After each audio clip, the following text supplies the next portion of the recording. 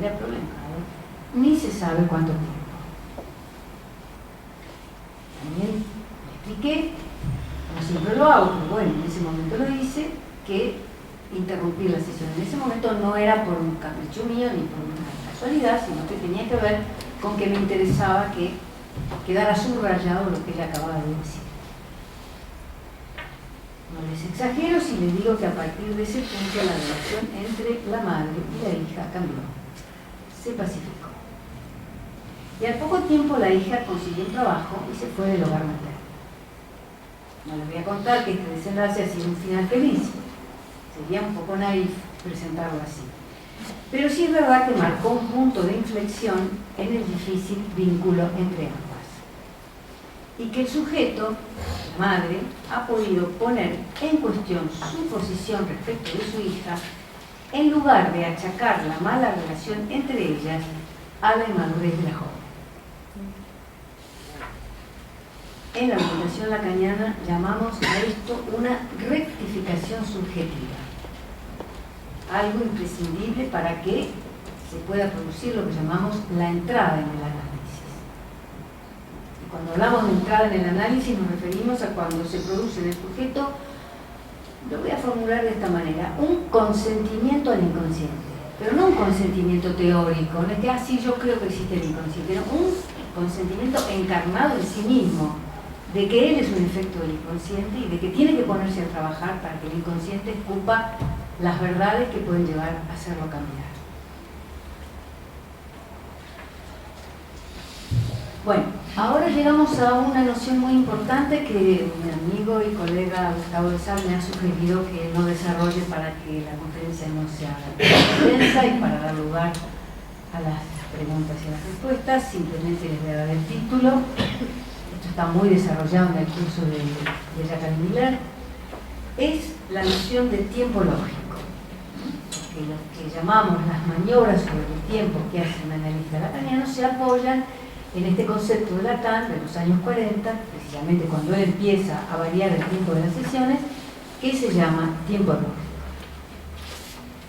Tiempo lógico, se lo digo muy brevemente, es un tiempo que no se rige por el reloj, sino que se rige por una serie de argumentos, por un encadenamiento de razonamientos. Y él lo hace a partir de un apólogo, el famoso apólogo de los 3 prisioneros. Son 3 prisioneros y el director de la cárcel les propone un acertijo para darles la libertad. El acertijo es que le va a dar 3 discos blancos, 2 discos negros, a cada uno le va a poner un disco en la espalda, es decir, que cada uno no va a poder ver su propio disco, pero va a poder ver qué discos tienen los otros y va a poder ver sobre todo cómo se comportan los otros cuando ven los discos de los demás. Les ahorro todo el proceso hasta que, bueno, después de una serie de razonamientos, cada uno concluye cuál es el color que lleva en la espalda y sale para comunicarle al director de la cárcel el resultado, cuál han sido los argumentos que él ha seguido para llegar a su conclusión. Verán por qué, por ejemplo, se ve por qué importa tanto la función de la prisa, porque evidentemente ellos tienen prisa por encontrar la salida. Entonces, con esta noción de tiempo lógico, Lacan da un giro copernicano en la práctica del psicoanálisis que Freud había inventado y que gran parte de sus discípulos ritualizaron en la fijeza de los estados, sofocando así el poder de invención que tiene el inconsciente. Así pues, la sesión lacaniana se rige por el tiempo lógico, dure lo que dure el tiempo del reloj. Podríamos decir, la sesión lacaniana es una sesión lógica. Y un analista que se reclame lacaniano deberá propiciar, por su manera de conducir la cura, que cada sesión sea una sesión lógica. Es la manera más probada de que el sujeto pueda progresar en la estructura, es decir, pueda ir desenredando poco a poco los hilos del embrollo que lo tienen atrapado y que le impiden salir de su propia cárcel personal. Gracias.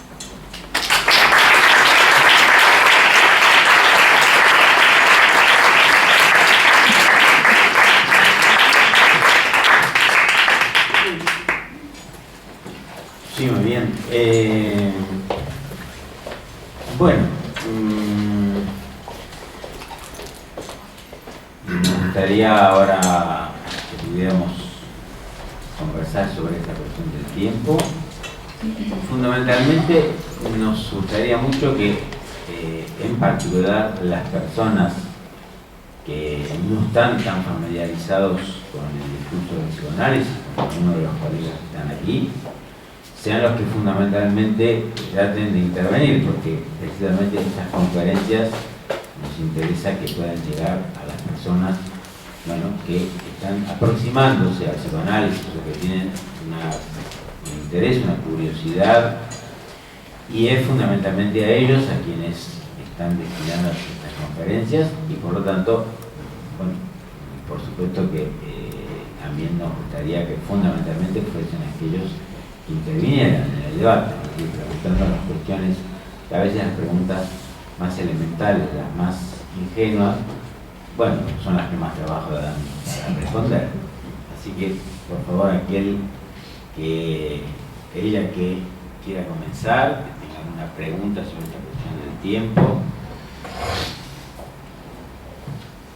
Sí. Yo quería preguntar si el manejo del tiempo de la sesión lacaniana es igual transestructuralmente.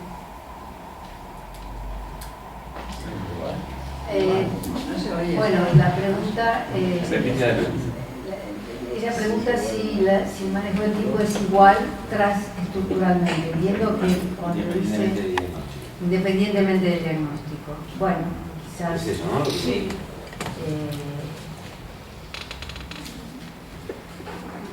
Puede haber ciertas diferencias, pero fundamentalmente las diferencias se definen en el caso por caso, no tanto en relación al diagnóstico. Hay sujetos que necesitan más tiempo que otros. Hay momentos del análisis, al principio las sesiones suelen ser más largas. Cuando el análisis avanza, las sesiones se van acortando también porque hay menos paja y más trigo, porque se trata, como dije en uno de los debates, de poder llevar adelante lo que Miller llama la operación de reducción, ir siguiendo los puntos más importantes del caso, con lo cual yo creo que tampoco se puede hacer una generalización referida a los diagnósticos, que depende del sujeto, depende de la sesión, depende del analista. En todo caso, la cuestión del tiempo es lo que más pone de manifiesto que la cura lacaniana es auténticamente del caso por caso.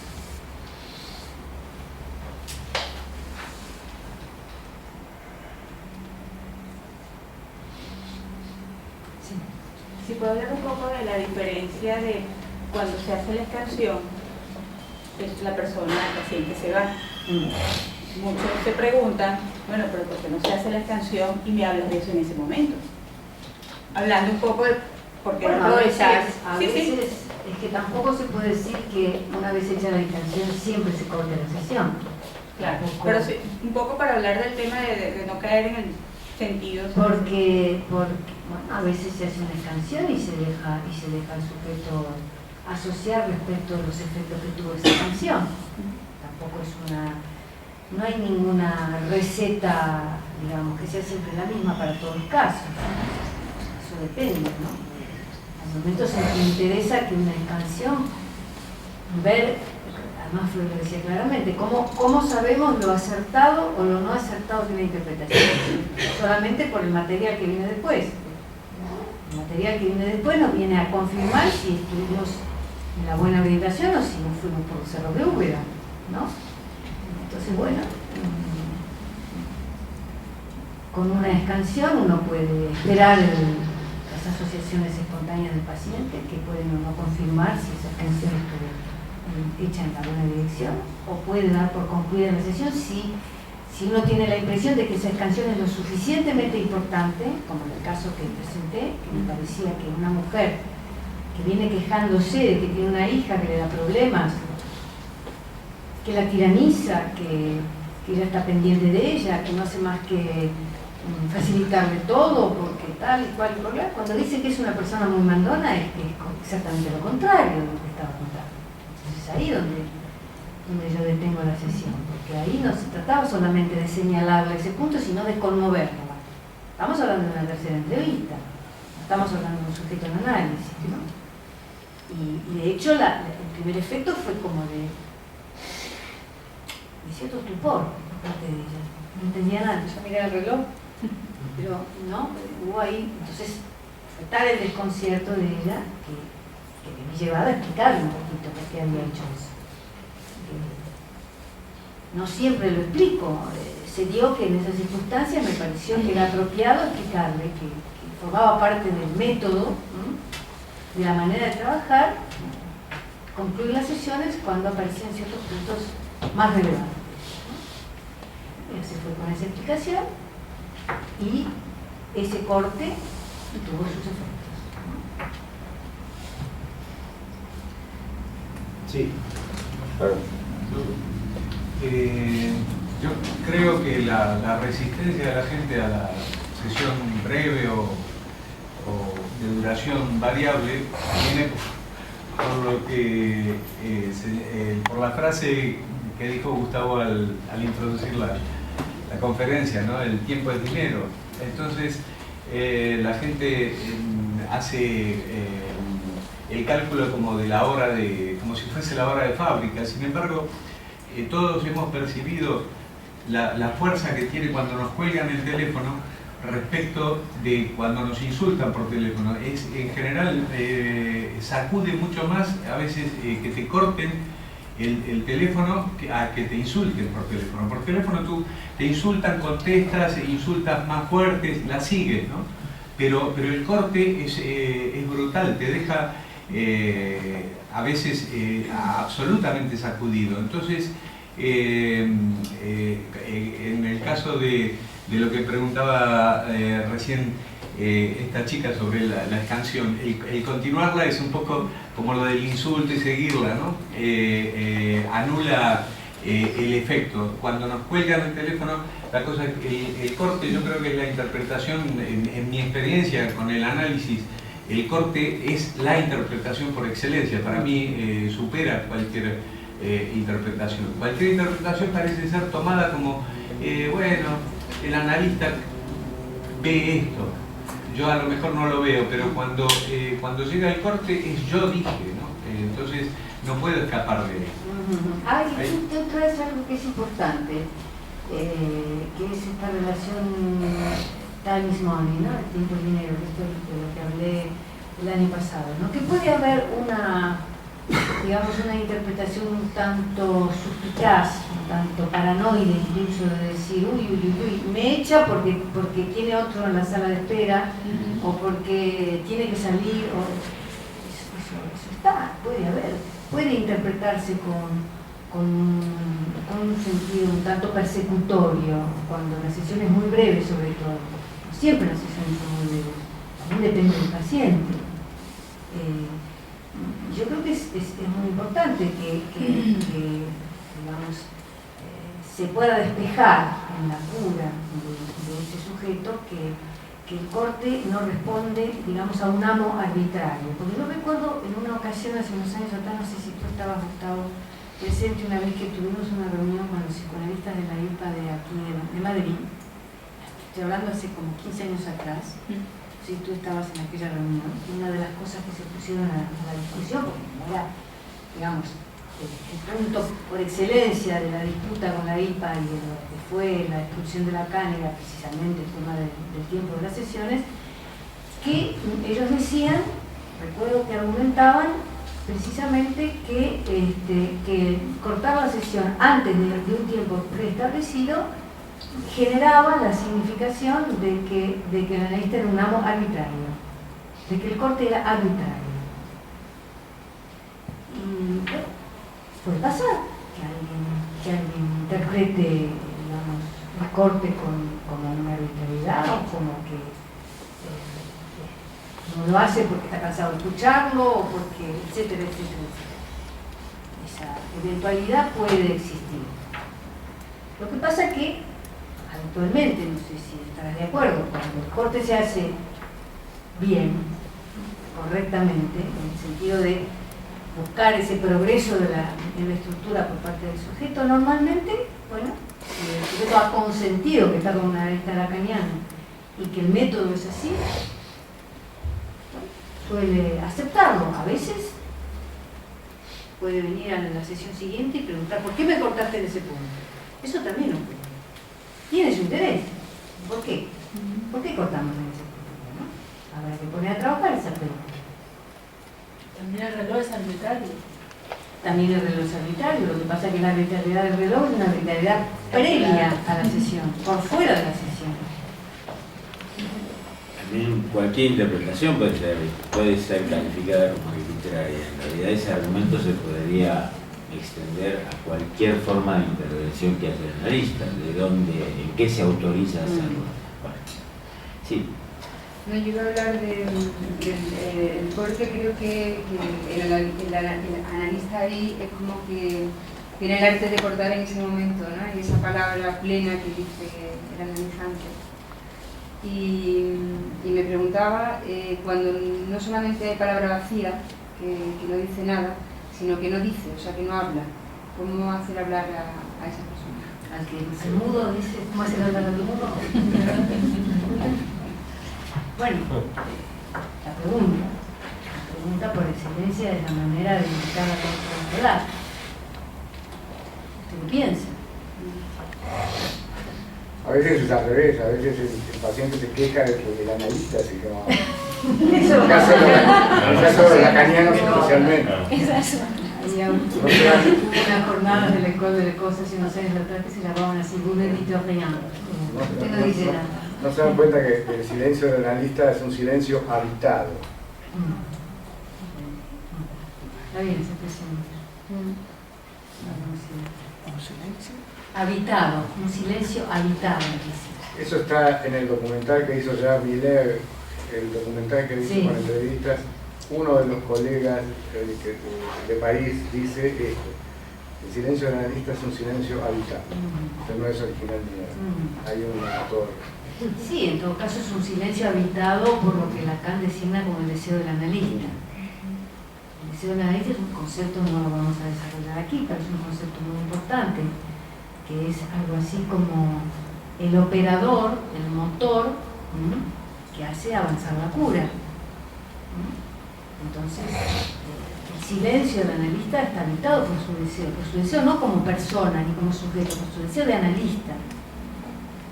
No es lo mismo que su deseo personal. El deseo que apunta a que el sujeto produzca lo que debe producir para liberarse un poco de las cargas que lleva consigo, ¿no? Entonces creo que esta frase de que el silencio es un silencio habitado, se me ocurre que la respuesta es habitado por el deseo del analista, ¿no? Que es el que lo hace estar en silencio también. Que el silencio tiene una función muy importante en la prueba del silencio del analista, porque la relación, como decía antes, no es simétrica, no es intersubjetiva, no es una conversación, no es que dos hablan y comentan, uno habla y el otro responde, no. Es una relación disimétrica. El analizante habla, el analista calla, y cuanto más calla, más peso tiene lo que dice cuando dice algo. Pero, bueno, sí. Pero proprio en estudio lo que está diciendo usted, no hay ninguna arbitrariedad, según mí, por parte del analista. Porque cuando el analista decide de cortar, significa que ha acabado. Y como no hay arbitrariedad, porque esto es parte de la terapia. También el corte es parte de la terapia. Entonces, ¿dónde está la arbitrariedad? No existe. O sea, el paciente debo decir, ¿no? Sí. El paciente puede pensar lo que quiere, pero el paciente es un ignorante. No es lógico. Pero quien decide todo es el terapeuta, que entonces no hay arbitrariedad. Es como cuando un médico dice, tiene que tomarte el antibiótico. tiene que tomarte y ya está. Bueno, hay alguna diferencia, pero ahora vamos a matizar. Yo no estoy tan de acuerdo de que el paciente sea ignorante, Fernando. No, ignorante en la materia. Pues puede ser un premio Nobel en arquitectura, pero en la materia es ignorante. A ver, ¿por qué no? No, porque creo puedes- que el paciente también tiene cosas que decir, incluso puede enfadarse o puede decir hasta aquí. O sea, Sí, no, creo que tiene todo el derecho, ¿no? Sí, me dijo la parte de arbitrariedad. No, pero es eso. Yo parto de la base de que el paciente no es ignorante. Puede ser ignorante al inicio de un psicoanálisis, pero luego pues tiene también su... Porque, por cierto, yo quería hablar un poco del tiempo, no en la sesión, sino el tiempo en la duración del psicoanálisis, ¿no? ¿Quién define, cómo se define el tiempo? Porque yo he vivido una experiencia, es mi propia experiencia, y bueno, yo me quedé un poco desconcertada a ese nivel, ¿no? Por cómo se decidió y de la forma que se decidió Bueno, eso es un gran final. tema también. Entonces, el tiempo en un psicoanálisis, el tiempo de duración de la cura, dices tú, no de la Claro, sesión, claro que claro. sí, que es un tiempo, es es una algo, pregunta fundamental. ¿quién lo define realmente? Porque yo... No hay una definición no hay a priori tampoco de la conclusión de una cura. Primero, no es lo mismo la conclusión de una cura de un sujeto que no está vinculado a la comunidad analítica que la conclusión de la cura de alguien que está en formación analítica. Bueno. Son dos realidades muy distintas. La persona que se dirige a un analista porque sufre de algo y se quiere quitar de encima ese sufrimiento, bueno, a veces cuando se lo ha quitado decide que ya está bien y ya está bien. Y eso puede llevar 3 años, 5 años, 10 o 6 meses. Sí, pero es no aleatorio. lo sé, es una opinión. ¿No piensas que a veces el psicólogo es como que por él nunca se termina? O sea, yo tuve la sensación, es verdad que nunca se termina, porque yo creo que el aprendizaje nunca se termina. O sea, yo en mi profesión yo creo que nunca terminaré de aprender, pero yo creo que hay una cosa, es que estas cosas tiene que llegar un momento en el que, y yo viví un poco la experiencia de que por él, o sea, bueno, yo tenía esa la sensación, bueno, y además hace unos días me encontré con un antiguo compañero mío de psicoterapia de grupo, y bueno, por casualidad después de un montón de años, estoy hablando después de 15 años o algo así, nos encontramos y hablamos de una serie de cosas que nos ocurrió que realmente, ¿dónde está el final para el psicólogo? O sea, ¿y dónde está el final para el paciente? ¿No? Porque eso es algo... Sí, a veces pueden no coincidir ambos, efectivamente. Bueno, tú tocas un punto que es clave, que es crucial. Los últimos textos de Freud, que casi tiene un papel testamentario, digamos, en su obra, se llama análisis finito e infinito. Porque si nosotros seguimos la lógica de la palabra, la lógica de la cadena significante, el análisis sería infinito, porque siempre se puede agregar una palabra más. Entonces, no se trata de eso. Incluso en la orientación lacaniana va a contrapelo de eso. Si cuando nosotros hablamos de que la orientación lacaniana apunta a lo real, es una definición que habría que hablar mucho para poder explicarle y que se comprenda bien lo que queremos decir con esto. Se han dado algunas pinceladas en estas conferencias, no es nada sencillo explicar eso. Pero cuando decimos que apunta a lo real, quiere decir que apuntamos a un núcleo que está por fuera de la palabra. Y que ese núcleo que está por fuera de la palabra es un núcleo fundamentalmente en donde se juega algo así como las satisfacciones del sujeto. Distintas maneras en que el sujeto se satisface en su vida. Entonces, una cura, digamos, también, una cura lacaniana también responde a una lógica. O sea, no solamente hay una sesión lógica, también la cura es lógica. Y cuando los analistas o los analizantes que forman parte de la comunidad analítica, que se forman para ser analistas, concluyen su cura, en algunos casos deciden pasar por una prueba, pasar por un dispositivo que nosotros denominamos el PASE, y en el PASE, la conferencia de Andrés Borderías nos trajo el testimonio de un sujeto que había hecho el pase, de lo que se trata es de demostrar lógicamente por qué la cura se considera concluida.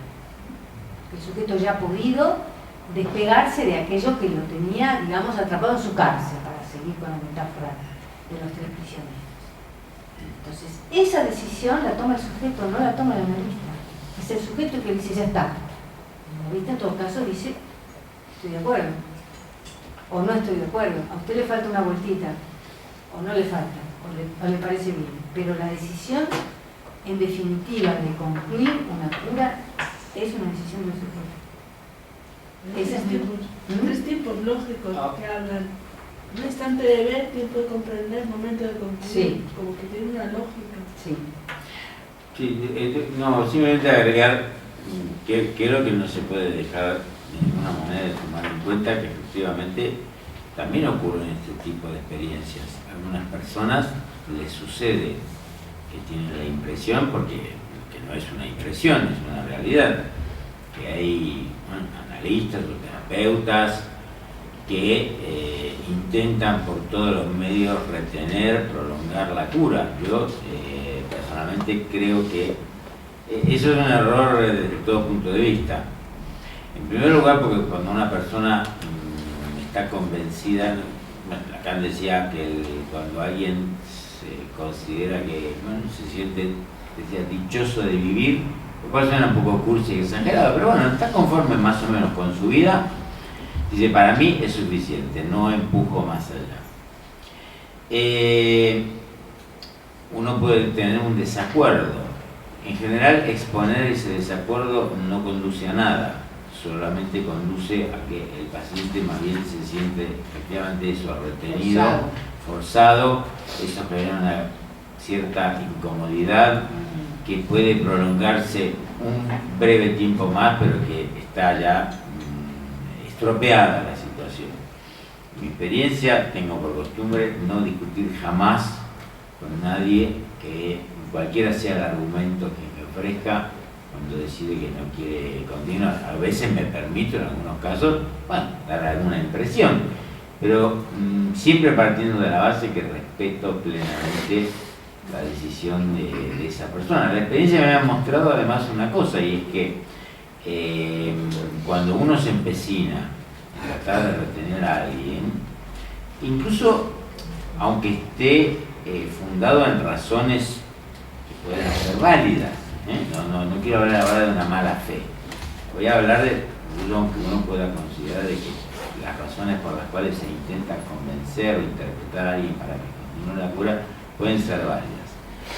En general, insisto, es raro que eso funcione, y además al contrario, si uno respeta la escansión que en ese momento es el paciente la establece, existe la posibilidad que esa persona en algún momento vuelva, o vuelva con uno o vuelva a otra experiencia analítica, mientras que un mal final, un final que se experimenta como forzado, como que hay un tironeo, eso suele tener consecuencias negativas en la transferencia de esa persona, no con ese analista solamente, sino la transferencia con el análisis.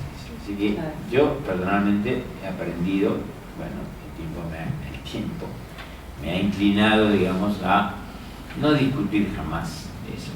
Como también quisiera hacer una observación que me parece muy interesante, si me permite, es una cuestión, Amanda, y es el siguiente, ¿no?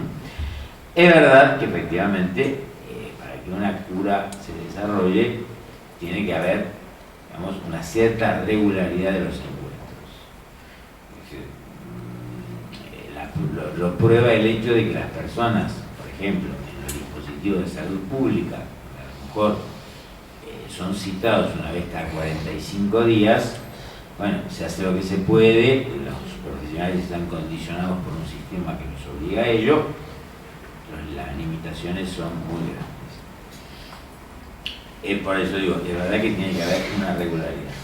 Pero también es cierto que hay personas que tienen verdaderas dificultades con esto,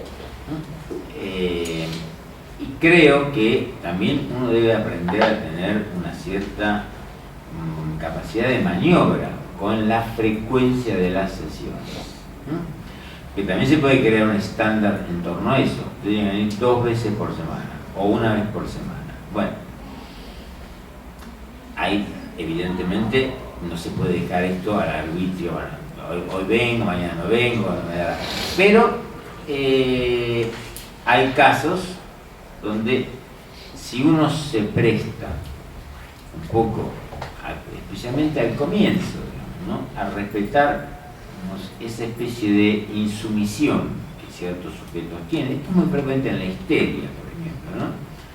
Formas de histeria en donde todo aquello que tenga el cariz de una regularidad, de una repetición, es inmediatamente experimentado como una especie de intento de domesticación que a uno lo sitúa en una posición que el histérico rechaza de plano, con lo cual, bueno, a veces hay que poder aceptar también. La próxima semana no vengo. ¿Por qué no viene? No, porque preferiría no venir. Bueno, no se puede evidentemente seguir esta pauta como una cuestión general, pero a veces hay que tener la sensibilidad de poder aceptar que hay personas que detestan y que si uno acepta eso, bueno, poco a poco van entrando en el juego, mientras que si se sitúa uno, se coloca en una posición de empecinamiento por tratar de hacerlo entrar al sujeto en el carril de la frecuencia de las sesiones, pues eso rápidamente conduce a un final, digamos, abrupto. Yo respecto de toda la comentario que has hecho,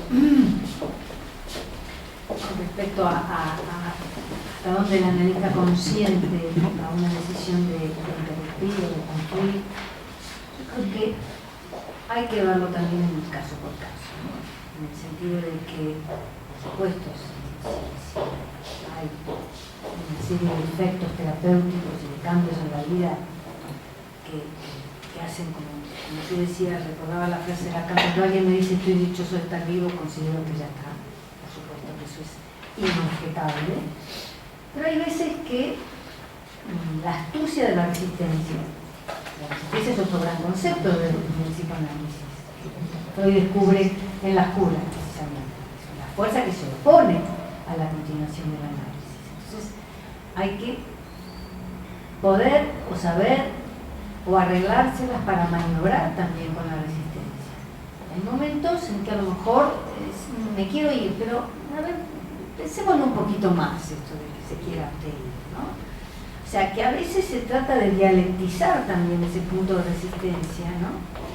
Y de ver cómo se hace para que la resistencia no triunfe y finalmente el sujeto pueda proseguir con su trabajo, porque seguramente el análisis no está concluido desde el punto de vista del ya soy dichoso de estar vivo, ¿no?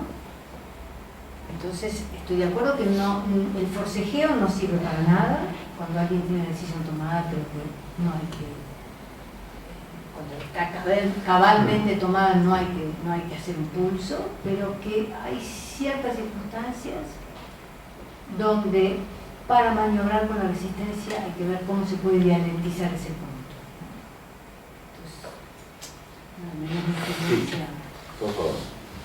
En relación así a estos temas de la duración, ¿podríais hacer algún comentario sobre vuestra experiencia de la situación inversa, en la que como analistas claramente veáis que ya no es que no dé para más el asunto, sino que incluso es contraproducente, por decirlo de alguna manera, el que ese sujeto siga asistiendo a esas sesiones?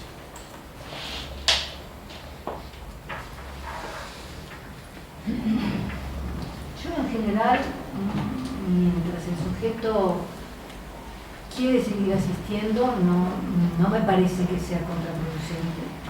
Evidentemente, si tuviera la impresión de que es contraproducente, lo diría. No, a este caso me refiero. Es decir, que el psicoanalista crea o llega a la conclusión de que verdaderamente o es contraproducente o bueno, que no sirve para nada ya, ¿no? y sin embargo el sujeto por su propia estructura psíquica se hace como dependiente de esa situación. Esta palabra que usted trae es muy importante, porque hay una cierta doxa, vamos a decir, que circula mucho con relación al psicoanálisis, de que uno se hace dependiente del psicoanálisis, que entonces mejor seguir solo para no hacerse dependiente. Eso es una cosa que se dice muchísimo. Y yo creo que hay que tener presente, primero, que somos seres dependientes, o seres errantes, dependemos todo el tiempo, de los otros, del trabajo, del dinero, de las elecciones, del resultado de las elecciones. En fin, hay un sinnúmero de cosas de las que somos dependientes porque estamos hechos de esta manera, porque dependemos para vivir de que nos acojan, nos den de comer y nos cubran y nos den amor. Entonces, no hay que asustarse tanto con esa palabra de dependencia. Por otra parte, Freud decía claramente, el psicoanálisis propone una nueva enfermedad. Qué paradoja, ¿no? Uno viene a curarse y resulta que se encuentra con una nueva enfermedad. Él la llamaba la neurosis de transferencia. Una neurosis artificial, porque se crean condiciones artificiales, como son las condiciones del dispositivo de la vida. Entonces, en la neurosis de transferencia, evidentemente, uno puede experimentar dependencia de ese lugar al cual uno va a hablar, o de esa persona que a uno la escucha. Pero en todo caso, digamos, la experiencia psicoanalítica está diseñada para que esa dependencia se caiga y se disuelva. El sujeto puede en un momento que se pueda despedir diciendo: hemos hecho un camino juntos y ahora voy a seguir solo o voy a seguir con mis otros. Es decir, que es casi una dependencia necesaria, ¿no?, para que la cosa marche, pero que en el horizonte la dirección de la cura del analista está orientada para que esa dependencia se termine de todas maneras me parece que, no sé si he interpretado bien su pregunta, me parece que usted apuntaba otra cosa, me parece, si he seguido su razonamiento.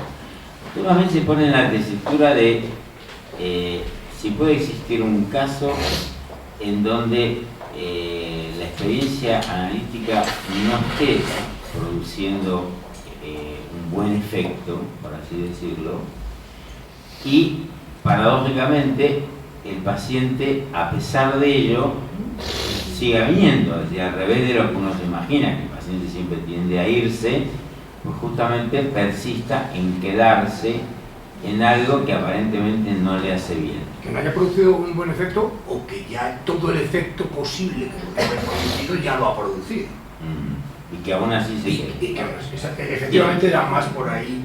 Bien, efectivamente. A ver, en el primer caso, debo decir, se puede, pero son situaciones poco frecuentes, pero efectivamente se puede crear una relación en la transferencia, donde efectivamente se produce un tipo de reacción, lo que llamamos una reacción terapéutica negativa, es una situación muy compleja en el análisis, donde puede ocurrir que efectivamente pues, el análisis no produzca los efectos terapéuticos que debería producir y que se genere una situación, una especie de situación tóxica.